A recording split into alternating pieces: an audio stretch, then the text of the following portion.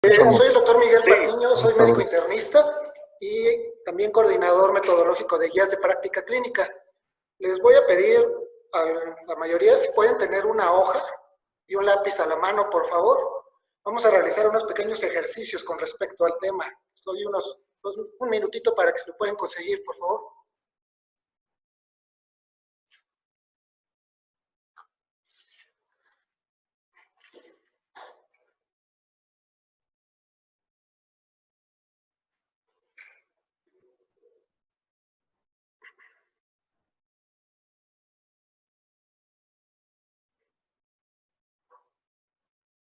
Ok. El tema que vamos a abordar ahora es lo que es la elaboración de preguntas estructuradas y la clasificación de desenlaces de una guía de práctica clínica. ¿Ok? Que ya hace un momento el doctor Ramírez les mencionó lo que son las preguntas pico, que es lo que vamos a abordar. Si iniciamos, estamos hablando de una mujer de 24 años que acude al servicio de urgencias con un cuadro de 24 horas de evolución caracterizado por dolor de tipo cólico a nivel periumbilical, la aparición paulatina, en un inicio de intensidad 3 de 10, que evolucionó a una intensidad 8 de 10.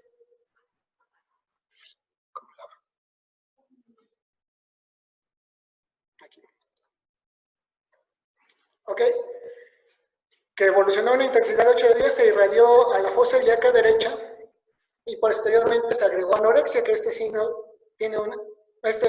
tiene una sensibilidad del 84% y una especificidad del 66%, y un vómito con una sensibilidad del 49% y una especificidad del 45%, con el diagnóstico que ya estamos presumiendo. Su fecha de última menstruación fue el 10 de julio del 2018 y niega vida sexual activa o sintomatología urinaria.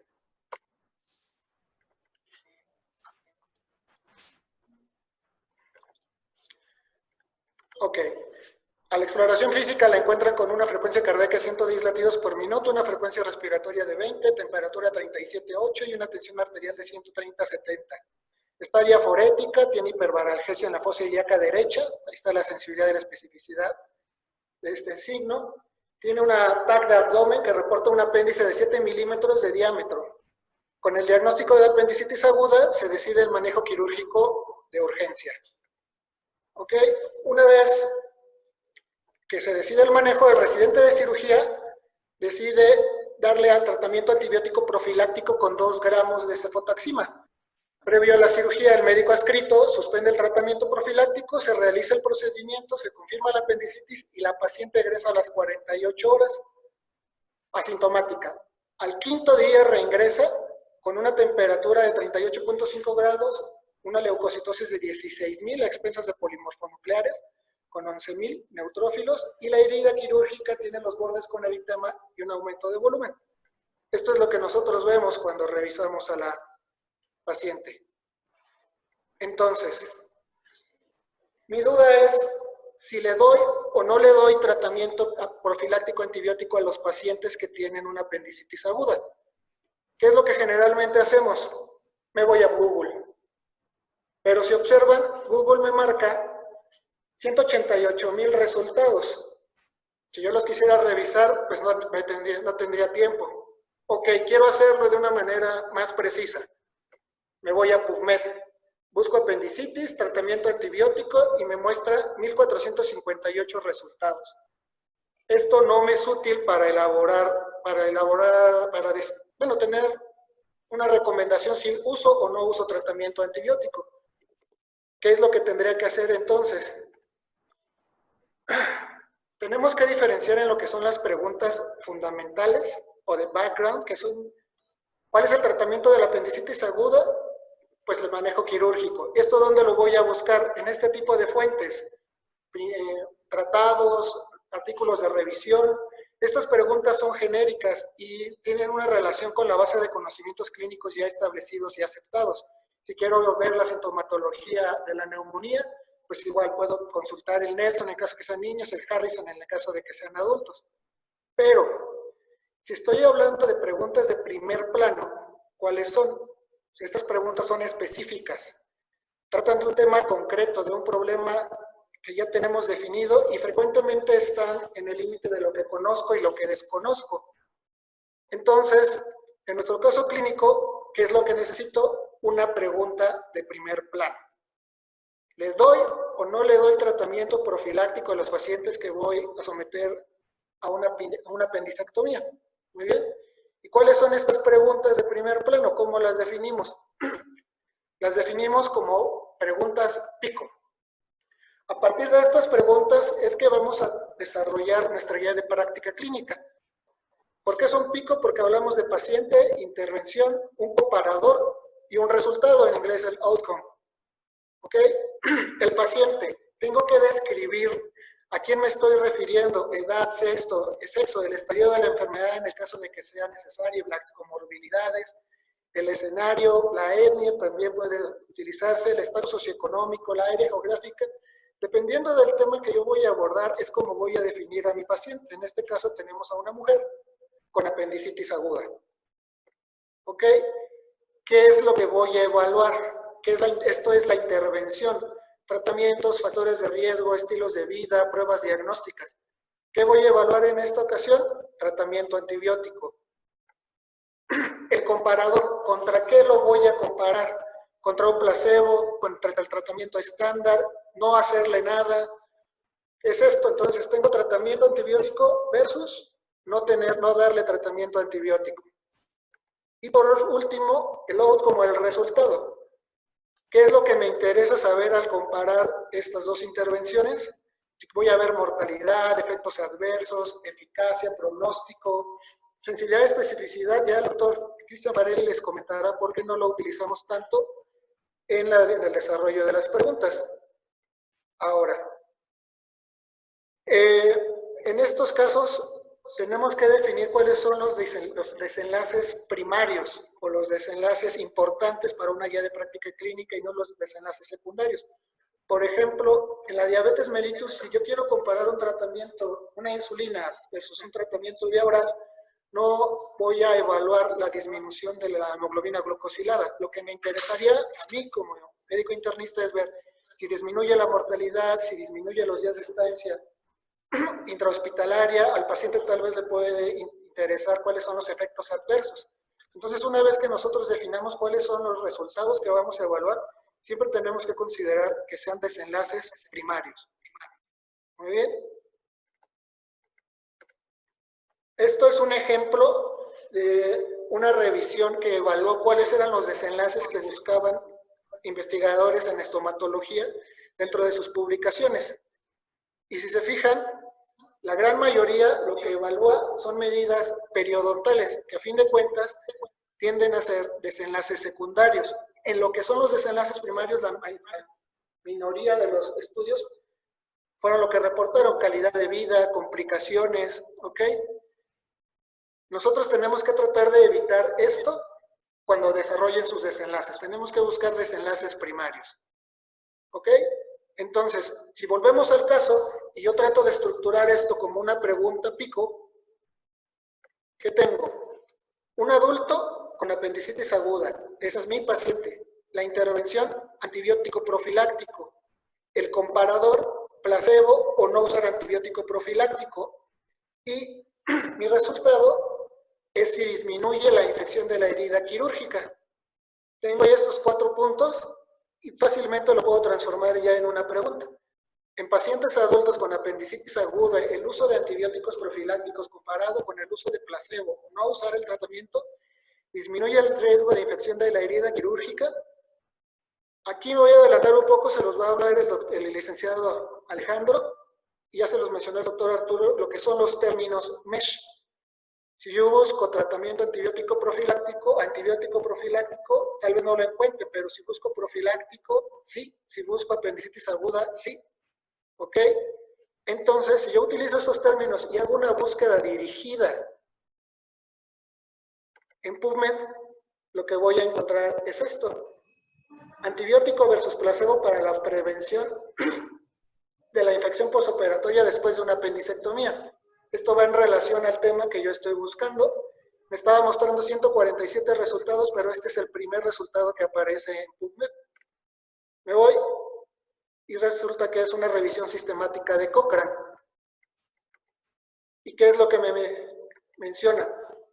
Al hacer el análisis se evalúa la metodología del estudio, se hace una síntesis con el método Braid, que eso también ya lo veremos después, pero la conclusión del artículo es que la profilaxis antibiótica es efectiva en la prevención de complicaciones posquirúrgicas en pacientes a quienes se les realizó una apendicectomía, ya sea que la administración sea antes, después o posterior al procedimiento, y podría considerarse de rutina en apendicectomías de emergencia.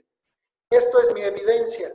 La recomendación, si yo lo quisiera poner, como se los mostraron hace un rato en los ejemplos, es: se sugiere administrar tratamiento profiláctico antibiótico en pacientes que serán sometidos a una apendicectomía de emergencia. Y ya tengo mi pregunta, mi evidencia y la recomendación. Ahora, ustedes pueden buscar en la literatura y hay algunas otras maneras en las que aparecen estas preguntas. PECO es paciente, exposición, comparador, resultado. PECOT, que lo único que agrega es el tiempo. El tiempo yo también se lo puedo poner en pacientes y sigue siendo una pregunta. PICO, en ocasiones, cuando no tenemos un comparador, al grupo desarrollador le cuesta trabajo hacer la pregunta, entonces lo puedo poner como una pregunta PIO. ¿Qué es esto? Tengo paciente, la intervención que no voy a comparar con nada, o sea, no le voy a hacer nada al paciente y voy a ver el resultado. También, como les mencionaron, tenemos que considerar el tiempo. Aproximadamente de realizar de 12 a 15 preguntas, PICO tarda de 10 a 18 meses para que podamos desarrollar lo que es la evaluación metodológica, hacer la síntesis de la evidencia y realizar las recomendaciones. Esto es una sugerencia. Cada grupo desarrollador, dependiendo de su tema, decidirá cuántas preguntas realiza, pero hay manuales que sugieren que no deben de ser más de 15 preguntas, como máximo 20. ¿Ok? Ahora, una vez que yo tengo mi pregunta, puedo buscar varios desenlaces y no solamente uno. En este caso, estamos hablando de niños de 6 años. La intervención es madre que consumió cocaína en el embarazo y comparado es una madre que no consumió cocaína en el embarazo, y estamos tratando de evaluar en los resultados el nivel cognitivo por una escala válida o validada, el abandono escolar y las alteraciones en el desarrollo psicomotor. Entonces, si se fijan, ellos tienen ahí 3 resultados que evaluaron. También hay documentos que mencionan que no busquen de tener más de 7 resultados a evaluar, porque esto también va a requerir más tiempo. Muy bien. ¿Por qué les hago tanto hincapié en los resultados? Porque tenemos que enfocarnos a los que son resultados directos. Aquí nuevamente les muestro una gráfica que especifica en rojo todo el número de estudios que se desarrollaron en el 2016, y la gran mayoría estaban buscando desenlaces subrogados, niveles de hemoglobina, niveles de la tensión arterial. Pocos buscaban resultados clínicos y la minoría buscaba los desenlaces que le interesan al paciente, que volvemos a lo mismo, pueden ser efectos adversos, las complicaciones de disfunción sexual, por mencionarles algunos. En ocasiones, en algunos temas, existen sitios que ya me dicen cuáles son los principales resultados que están buscando tanto los clínicos como los pacientes. En este caso les mostré una página que habla de autismo, y a ellos, a los padres, a los médicos y a los pacientes también, a los niños, les interesa lo que es la comunicación, la sensibilidad sensorial, la repetitividad, el funcionamiento social, el juego, el impacto de los padres y en la familia. No tanto cuáles serían los efectos adversos de los medicamentos que se les administran a este tipo de pacientes. Si logran encontrarlos, pues les puede ser útil, y si no, ustedes como grupo desarrollador van a decidir cuáles van a ser los desenlaces a través de un consenso, pero también tenemos herramientas.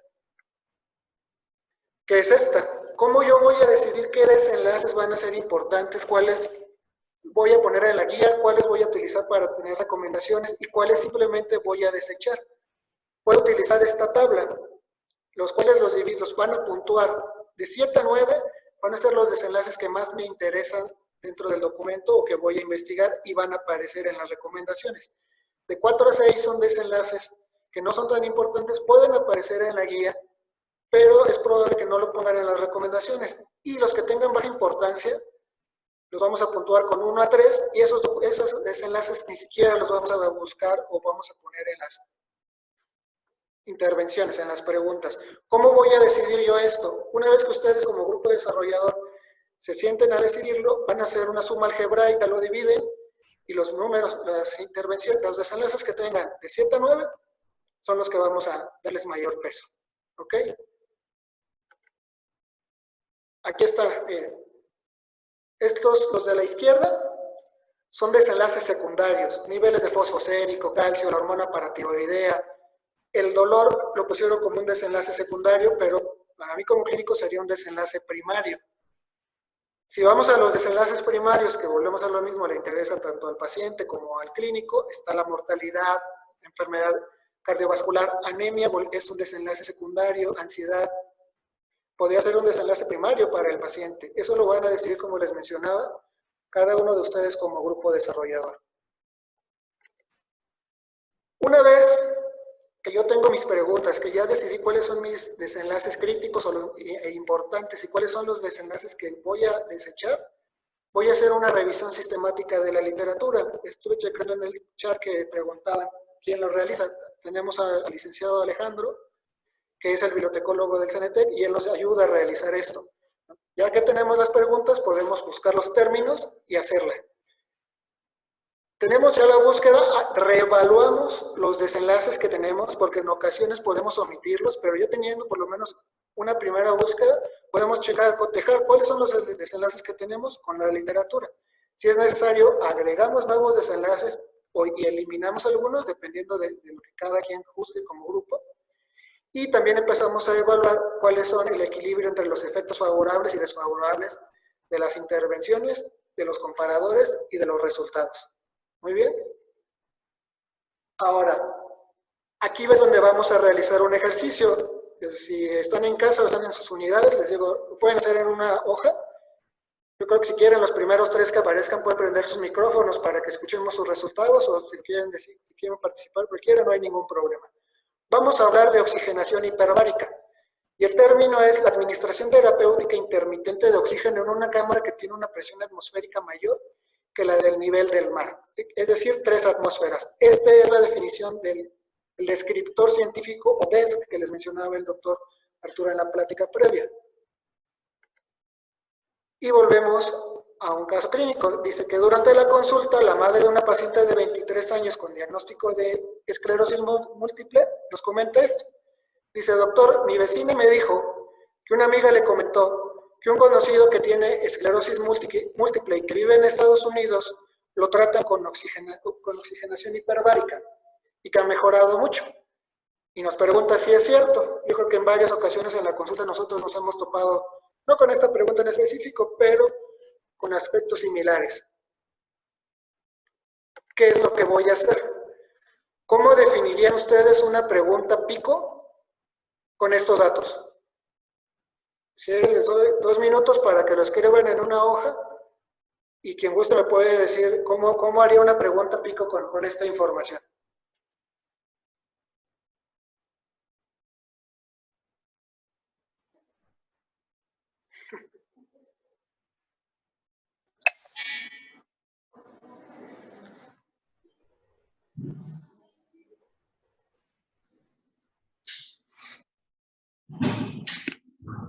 Recuerden, tengo que buscar paciente, intervención, un comparador.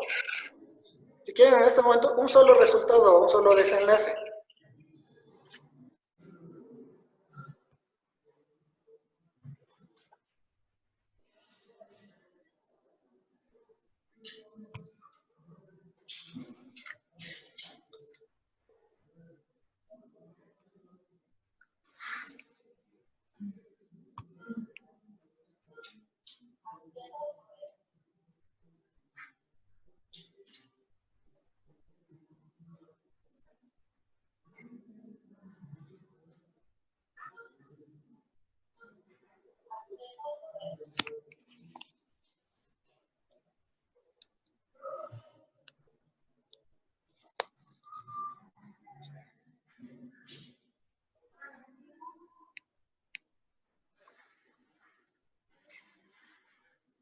¿Alguien que quiera participar?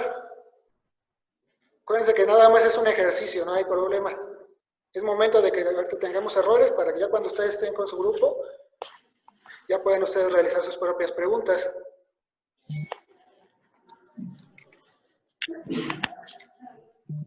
¿Nadie? No. Es que no los escucho, perdón. Bueno, vamos a comparar lo que yo tengo con lo que ustedes tienen escrito en sus hojas. Confío en que tengan ya algo escrito. Miren, yo les Okay. tengo uno. Me ponen aquí paciente con esclerosis múltiple. El tipo sí lo sabe, no sabemos qué tipo tiene. La intervención, oxigenación hiperbárica, el comparador, el tratamiento estándar, el resultado, la remisión clínica o inmortalidad. Muy bien. Les voy a mostrar lo que yo tengo. Es adultos con esclerosis múltiple. Oxigenación hiperbárica comparado con placebo, yo puse placebo, y revertir el progreso de la enfermedad. Si esto lo convierto en una pregunta pico, dice, en pacientes adultos con esclerosis múltiple, el uso de oxigenación hiperbárica comparado con placebo revierte el progreso de la enfermedad. Ya tengo mi pregunta, puedo buscar los términos MESH que sí aparecen, esclerosis múltiple, oxigenación hiperbárica. Revertir el progreso de la enfermedad, es decir, no es solo un término MESH, eso es un vocabulario libre, también después se los comentarán, pero con esto puedo hacer yo una búsqueda sistemática de información. Nuevamente, me voy a PubMed, utilizo los términos MESH y vean, me dio 102 resultados, pero el que les muestro es el primero que aparece en la lista, y es oxigenación hiperbárica como terapia de la esclerosis múltiple. Realizo la evaluación metodológica, hago la síntesis de la información, la grado con el sistema GRADE, y lo que obtengo es esto. Dice que no se ha encontrado evidencia consistente para confirmar un efecto benéfico de la oxigenación hiperbárica para el tratamiento de la esclerosis múltiple y no se considera que su uso de rutina esté justificado. El pequeño número de análisis que sugiere beneficio son aislados, es difícil atribuirlo con plausibilidad biológica y necesitaríamos pues, más estudios para poder hacer una recomendación o para poder sugerir este tratamiento. Entonces la respuesta a la familiar de nuestra paciente es que no hay evidencia científica para el oxígeno hiperbárico en pacientes con esclerosis múltiple. Tengo pregunta, tengo evidencia y luego voy a hacer una recomendación. La fortaleza de la recomendación ya también ustedes la decidirán de acuerdo al grado o la certeza que tenga de evidencia que utilizar. Muy bien. Ahora, les pido que de estos son desenlaces de una pregunta. Dice, en pacientes con diabetes mellitus tipo 1 y sus familiares, el uso de programas educativos estructurados versus los cuidados habituales mejoran la evolución clínica. ¿A qué se refieren ellos con la evolución clínica? Decidieron en este estudio poner estos desenlaces. Les pido a cada uno, o por lo menos algunos me pongan los 3 desenlaces más importantes de los que tienen ahí.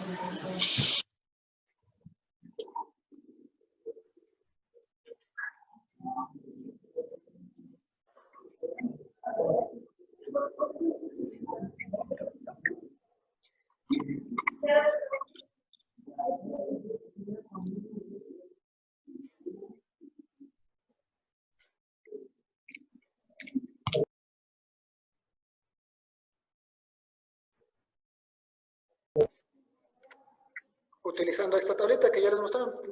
Si estuviéramos de manera presencial, podrían ustedes ahí literalmente anotar cuáles son los 3 desenlaces principales.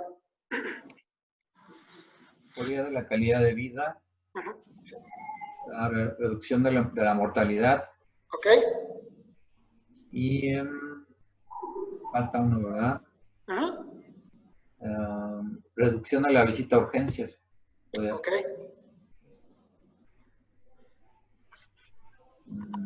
Esos serían los 3, ¿no? Esos serían los 3 más importantes, en este caso para usted. Les voy a decir, por ejemplo, para los pacientes, cuál fue el desenlace que más les importaba. La actividad sexual, porque estamos hablando de pacientes jóvenes. Entonces, eso tenemos que tenerlo en consideración una vez que nosotros desarrollemos los desenlaces que vamos a utilizar en nuestra guía, porque como clínicos tenemos algunos desenlaces que son importantes para nosotros, pero también es prioritario que tomemos en cuenta pues, las necesidades de los pacientes de cada una de las patologías que vamos a abordar durante este año.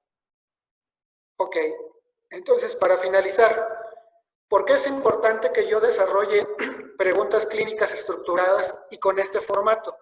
Porque me va a ayudar en el desarrollo de la guía. Lo voy a hacer de una manera ordenada y de una manera clara, como les mencionaba hace un momento el doctor Arturo. Si yo envío este documento a otra persona que tenga conocimientos en metodología, puede reproducir la búsqueda tanto de información como de la evidencia que nosotros utilizamos para desarrollar nuestro documento. Me va a permitir tener una respuesta pertinente y precisa a la pregunta que yo estoy desarrollando y me va a facilitar el desarrollar estrategias de búsqueda bibliográfica. Como recordemos cuando iniciamos la plática, yo les ponía una búsqueda en Google, eran muchísimos artículos que es imposible revisar, generalmente nunca pasamos de la segunda página de Google cuando hacemos una búsqueda. Y en cambio, si yo tengo una pregunta pico estructurada y luego tener términos mesh, mi búsqueda bibliográfica va a tener una mayor posibilidad de obtener resultados. Ahora, esto también me va a ayudar a identificar y a seleccionar el tipo de estudio clínico más apropiado para lo que estoy preguntando. Si estoy hablando de tratamientos, pues voy a buscar un ensayo clínico aleatorizado. Si estoy buscando factores de riesgo, pues generalmente me voy a ir a cortes o casos y controles. Esto también, volvemos a lo mismo, una vez que ya tengan ustedes desarrolladas sus preguntas, lo irán evaluando con cada uno de los metodólogos. Y también me va a ayudar a elaborar la recomendación de forma específica para cada pregunta que yo desarrolle. Sugiero, recomiendo, no recomiendo tal intervención en tal patología. Nuestras recomendaciones tienen que ser concretas. ¿Para qué? Para que el lector pueda obtener la información de manera rápida y lo pueda utilizar en su práctica pues, de día a día. Por mi parte sería todo. No sé si tengan alguna pregunta, alguna duda. Sé que es complicado por la red, pero si no, estoy a sus órdenes. Les voy a dejar mi correo electrónico en el departamento de gestión para cualquier situación. Estoy a sus órdenes. Muchas gracias a todos. Que tengan un buen día.